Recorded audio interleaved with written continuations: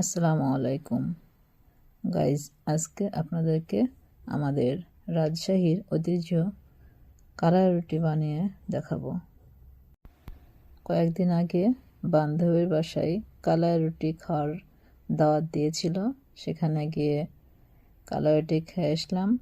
আর রুটি কীভাবে বানাই সেটা আপনাদেরকে দেখাবো, এই জন্য ভিডিও করে আনলাম।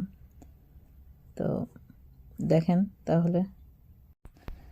এই রুটিটা মাসকলাইয়ের আটা ও চাউলের আটা নরম করে খেলে গমের আটাও মিক্স দিয়ে বানাই। আর এই রুটিটা হাতে বানাতে হয়, হাতে বানালে বেশি টেস্টি ও মজা হয়। এই রুটিটা বানালে চুলায় কিন্তু অনেক তাপ লাগবে, তাপ ভালো না হলে রুটি ভালো হবে না। গ্যাসেও বানানো যায়। রুটি কিন্তু আমার বান্ধবী বানিয়েছে। আর এই রুটি ঝাল জিনিসের সাথে বেশি মজা, মাংসের ঝোল অথবা ঝাল বাটা দিয়ে। আমার বান্ধবী আমাদের জন্য বেগুন ভর্তা, শুকনা মরিচের ঝাল বাটা সরষের তেল দিয়ে,